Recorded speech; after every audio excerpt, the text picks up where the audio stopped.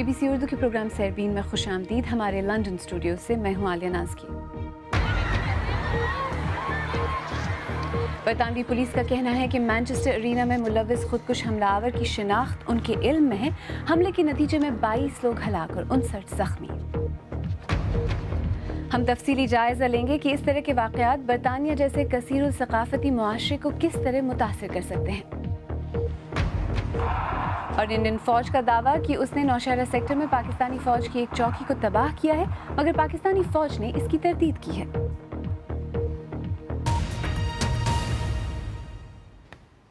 برطانوی پولیس کا کہنا ہے کہ مانچسٹر میں ایک میوزک کانسرٹ میں خودکش حملے میں مرنے والوں کی تعداد 22 ہو گئی ہے.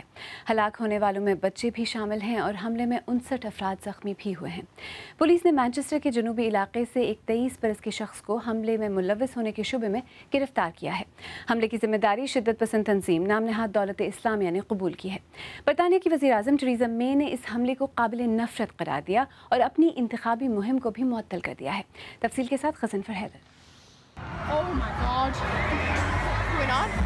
یہ دھماکہ پیر کی شب مقامی وقت کے مطابق 10:35 پر اس وقت ہوا جب مانچسٹر ارینا میں گلوکارہ اریانا گرانڈے کا کانسرٹ ختم ہی ہوا تھا.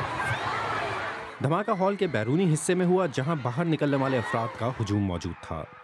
مانچسٹر پولیس نے ابتدائی طور پر اسے دہشت گردی کی ممکنہ کارروائی قرار دیا ہے. تاہم منگل کی صبح مانچسٹر کے چیف کانسٹیبل ایئن ہاپکنز نے صحافیوں سے بات کرتے ہوئے تصدیق کی ہے کہ یہ ایک خودکش حملہ تھا. ہم اس کی تفتیش دہشت گردی کا ایک واقعہ سمجھ کر رہے ہیں اور ہمارا خیال ہے کہ کل رات کا حملہ ایک شخص نے کیا تھا. اس وقت ہماری ترجیح یہ جاننا ہے کہ آیا وہ اکیلا تھا یا کسی نیٹ ورک کا حصہ تھا. اس دھماکے میں 50 سے زیادہ افراد زخمی بھی ہوئے ہیں جن کا علاج مختلف ہسپتالوں میں جاری ہے. واقعے کے بعد متعدد افراد لاپتہ ہیں جن کے رشتہ دار انہیں سوشل میڈیا کے ذریعے بھی تلاش کر رہے ہیں. برطانیہ کی وزیر اعظم ٹریزا مے نے اس کارروائی کو قابل نفرت قرار دیا ہے اور اپنی انتخابی مہم کو بھی معطل کر دیا ہے. یہ ایک ظالمانہ، بزدلانہ اور گھناؤنی حرکت ہے. اس میں جانتے بوجھتے ہوئے ان معصوم اور نہتے بچوں اور نوجوانوں کو نشانہ بنایا گیا جو اپنی زندگی کی ایک یادگار شام گزارنے گئے تھے.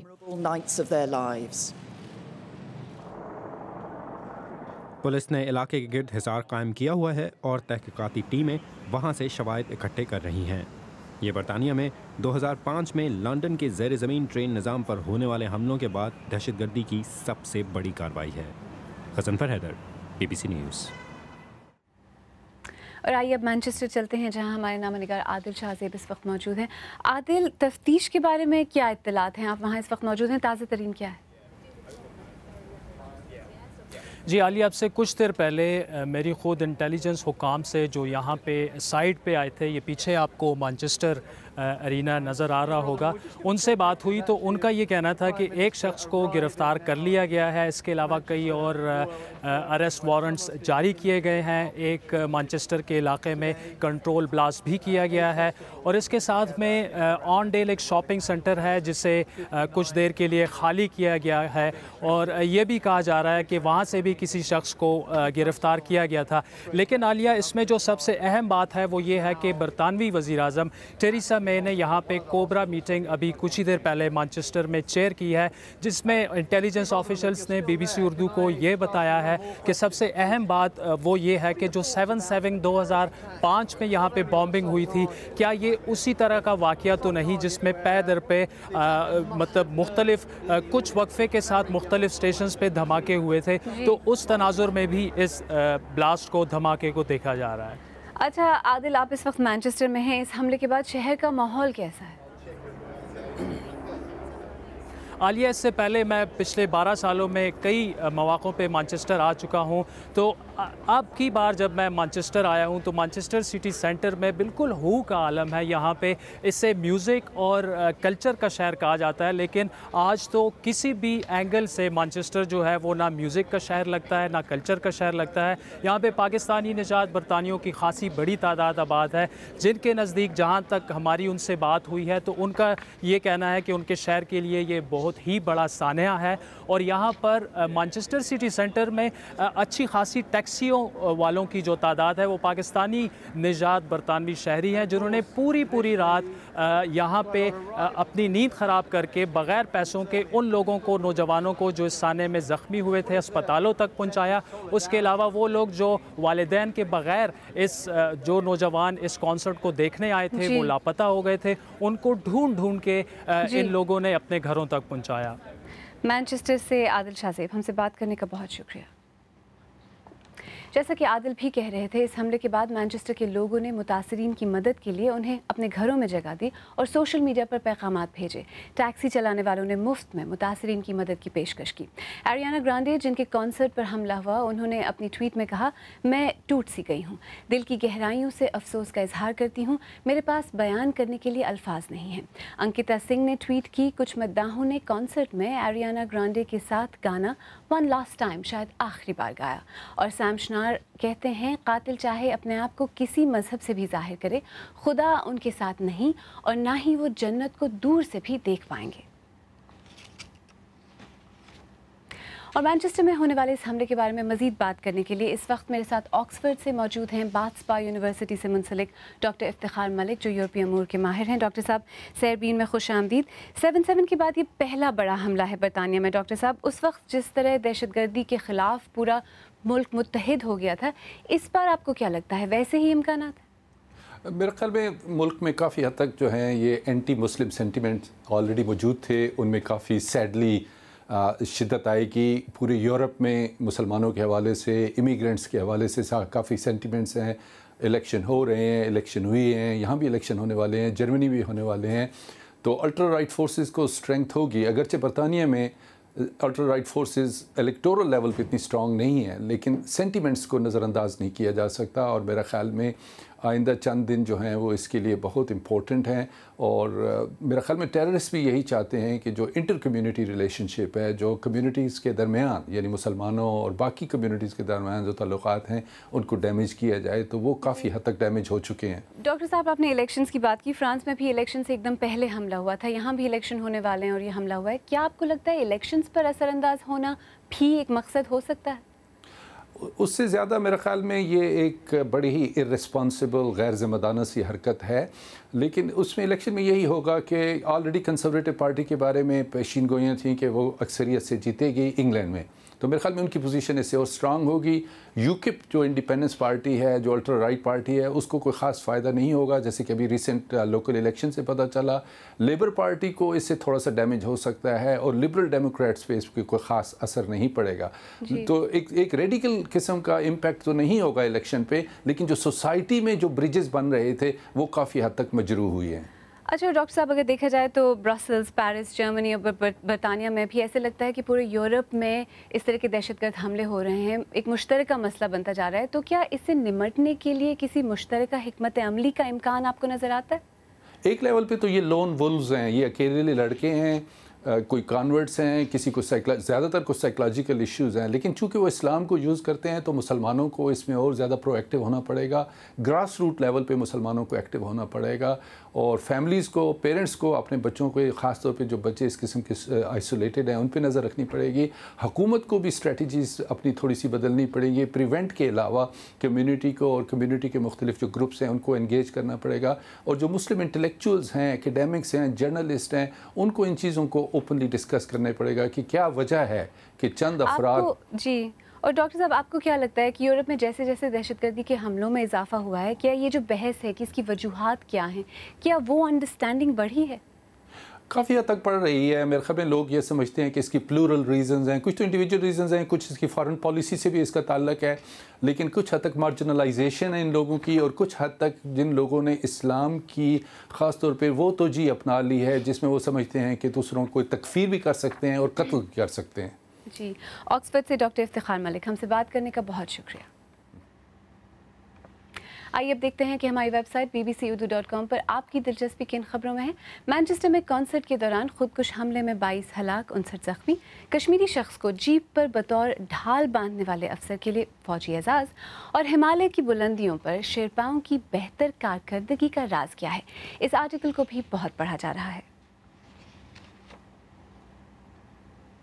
BBC اردو کے پروگرام سیربین میں آگے چل کر مانچسٹر سانحے کے بارے میں بات کریں گے. دہشت گردی کا مقابلہ کرنے کے لیے قائم کیے گئے ادارے کوئلیم فاؤنڈیشن سے منسلک اسامہ حسن سے. اور انڈین فوج کا نوشہرہ سیکٹر میں پاکستانی فوج کی ایک چوکی تباہ کرنے کا دعویٰ مگر پاکستانی فوج کی تردید. BBC اردو کے پروگرام سیربین میں ایک بار پھر خوش آمدید. میں ہوں عالیہ ناز کی. آج سیربین کا اہم موضوع یہاں برطانیہ کے شہر مانچسٹر میں کل رات ہونے والا خودکش حملہ ہے. اس حملے میں 22 افراد ہلاک ہوئے جن میں زیادہ تر کم عمر بچے تھے.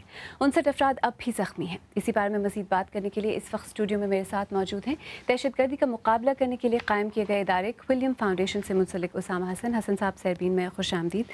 پچھلے کافی عرصے سے ویسے لندن ہی ہدف رہا ہے اس طرح کے حملوں کا. اب اس وقت یہ حملہ مانچسٹر پہ کیوں؟ کیا اس کی کوئی اہمیت ہے؟ لندن تو کیپٹل سٹی ہے تو زیادہ تر یہی حملے ہوئے، لیکن اور بھی جگہ ہوئے جیسے گلاسگو میں ہوتا ہے، گلاسگو ایئرپورٹ پہ حملہ ہوا تھا. اور 2003 میں مانچسٹر میں ایکچولی ایک دہشت گرد چھپا ہوا تھا وہاں فلیٹ میں. وہ ایک کیمیکل اٹیک کے پلاٹ میں مبتلا تھا. جب پولیس گئی تھی اس کے فلیٹ میں تو اس نے ایک پولیس والے کو مار ڈال دیا تھا چاقو سے. تو مانچسٹر میں بھی اس طرح کے دہشت گرد چھوٹے چھوٹے سیلز موجود ہیں بہت عرصے سے. جی اچھا، اس طرح کے حملے جب ہوتے ہیں مانچسٹر جیسے شہر پہ جو کہ ایک ملٹی کلچرل شہر ہے، کس طرح کا اثر پڑ سکتا ہے؟ ہاں، تو ایک تو خوف بڑھتا ہے اور پھر یہ خطرہ ہوتا ہے کہ آپس میں کمیونٹیز ایک دوسرے کے خلاف ہو جائیں. لیکن زیادہ تر یہ جو میئر جو ہے اور اچھے اچھے سیاستدان جو ہے وہ ہمیشہ کہتے ہیں کہ ہم سب متفق رہیں اور متحد رہیں اور ایک دوسرے سے نفرت نہ کریں. تو اس کی بھی بہت ضرورت ہے اس وقت کہ ایسا ہی ہو اور خاص طور پر مسلمانوں کے خلاف یہ نفرت نہ پھیلے. جی، آپ نے کہا مسلمانوں کے خلاف نفرت کا بھی ایک مسئلہ ہے. اب تک حملہ آور کی شناخت ظاہر ہے آفیشلی ظاہر نہیں کی گئی ہے، لیکن اس طرح کے حملے جب بھی ہوتے ہیں تو جو مسلم کمیونٹی ہے وہ صفائیاں دیتی نظر آتی ہے. اس کے پیچھے کیا وجہ ہے؟ آپ کو کیا لگتا ہے کہ اسلاموفوبیا واقعی کافی بڑھ گیا ہے ملک میں؟ ہاں، سالوں سے بڑھ رہا ہے ایکچولی. جب لندن میں بھی حملہ ہوا تھا ویسٹ منسٹر میں تو سینٹرل لندن میں ایک آدمی سڑک میں پھر رہا تھا اور مسلمانوں کو گالیں دے رہا تھا زور زور سے. تو مسلمان بہت خوف میں آ جاتے ہیں. لیکن اس کی یہ ضرورت ہے کہ مسلمان جو ہے نا بہت شدت سے کہیں کہ ہم بھی برطانیہ کا حصہ ہیں، ہم سٹیزنز ہیں سب کی طرح. یہ بھی ہمارے بچے تھے، ہماری لڑکے تھے، یہ ہم بھی ہو سکتے تھے ادھر، اور یہ ہم سب کے خلاف یہ حملہ ہے. بالکل. اور اس طرح کے واقعات جب بھی ہوتے ہیں تو آپ جس طرح کا کام کرتے ہیں، آپ کی فاؤنڈیشن جس طرح کا کام کرتی ہے، اس پر کیسا اثر پڑتا ہے؟ بس ہمارا کام بڑھتا جاتا ہے. ہم تو سالوں سے کہہ رہے ہیں کہ اس طرح کے حملے ہوں گے. پولیس نے کچھ 12-13 اس طرح کے حملے روکے ہیں ایکچولی، لیکن یہ خطرہ ہے کہ ایک تو کوئی نہ کوئی نکل جاتا ہے اور اس طرح اب یہ تباہی مچا دیتا ہے. اور پھر اس سے نفرت بھی بڑھتی ہے. اب یہ مسلمانوں کے خلاف مساجدوں پہ حملہ ہوا ہے، کینیڈا میں ہوا تھا، برطانیہ میں ہوا ہے. اس کا یہ بہت خطرہ ہے کہ یہ اس طرح اور ریٹیلیشن شروع ہو جائے. تو ہم کوشش کرتے ہیں کہ لوگوں کو قریب لائیں اور بافہمی ہو اور تعاون ہو، ڈائلاگ ہو، حوار ہو. اس کی بہت ضرورت ہے. وہ تو چلتا جائے گا بات چیت، تاکہ ہم برطانیہ میں متحد رہیں. اسامہ حسن صاحب، ہم سے بات کرنے کا بہت شکریہ. اگر آپ آج کا پروگرام دوبارہ دیکھنا چاہیں تو ہمارے یوٹیوب چینل پر آئیے. پتہ ہے youtube.com/BBC اردو. ہم نے BBC اردو کی خصوصی سیریز خاموش زبانیں کے دوران پڑھنے والی رپورٹس پر ایک پلے لسٹ بھی تیار کی ہے جو ہمارے یوٹیوب پیج پر موجود ہے. ہمارے چینل کو سبسکرائب کرنا نہ بھولیں. آئیے اب دیگر اہم موضوعات پر ایک نظر ڈالتے ہیں. انڈین فوج نے دعویٰ کیا ہے کہ اس نے انسداد دہشت گردی کی کارروائی کے تحت کشمیر کے نوشہرہ سیکٹر میں پاکستانی فوج کی ایک چوکی کو تباہ کیا ہے، کیونکہ اس چوکی سے فائرنگ کر کے دراندازوں کی مدد کی جا رہی تھی. فوج کے ترجمان میجر جنرل اشوک نرولا نے اس مبینہ کارروائی کی ایک مختصر ویڈیو بھی جاری کی ہے. دلی سے سہیل حلیم.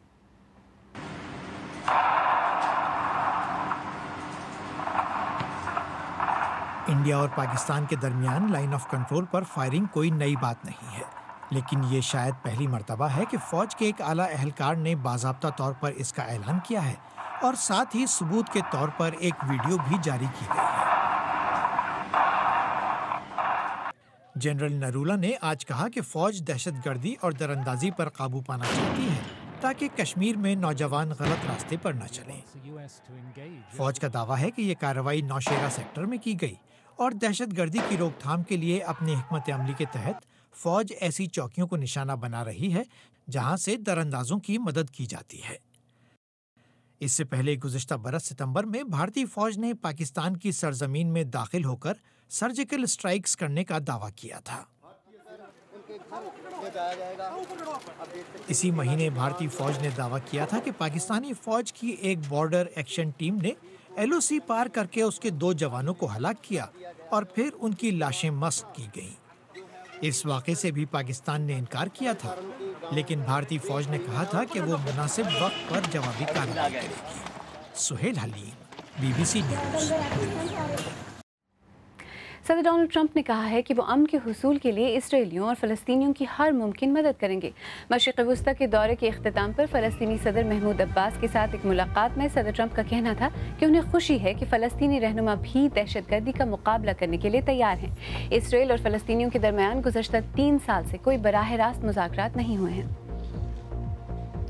جنوبی کوریا کی سابق صدر پارک گن ہائے پر بدعنوانی کے الزامات کی باقاعدہ سماعت شروع ہو گئی ہے۔ انہیں رشوت ستانی، طاقت کے غلط استعمال اور سرکاری راز افشا کرنے کے الزامات کا سامنا ہے، تاہم سابق صدر ان الزامات سے انکار کرتی ہیں۔ مارچ میں گرفتار کیے جانے کے بعد منگل کو جب انہیں عدالت میں پیش کیا گیا تو انہیں پولیس کی گاڑی میں ہتھکڑیوں میں لایا گیا۔ یونان اور یوروزون میں شامل دیگر ممالک کے وزرائے خزانہ کے درمیان مذاکرات ناکام ہو گئے ہیں، جس کے بعد یونان کو اربوں ڈالر کا امدادی پیکج ملنے میں ناکامی کا سامنا کرنا پڑ سکتا ہے۔ یورو گروپ کے سربراہ کا کہنا تھا کہ یونان نے وہ تمام اقدامات نہیں کیے جن کی توقع کی جا رہی تھی۔ اور فٹ بال کلب بارسلونا کے سابق صدر سینڈرو رسل کو منی لانڈرنگ کے الزام میں گرفتار کر لیا گیا ہے۔ اسپین کے کیٹالونیا کے علاقے میں پولیس نے کئی مقامات پر چھاپے مار کر متعدد دیگر افراد کو بھی حراست میں لیا ہے۔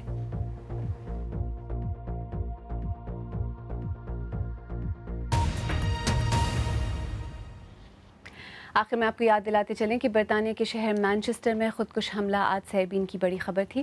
برطانوی پولیس کا کہنا ہے کہ مانچسٹر میں ایک میوزک کانسرٹ میں خودکش حملے میں مرنے والوں کی تعداد 22 ہو گئی ہے۔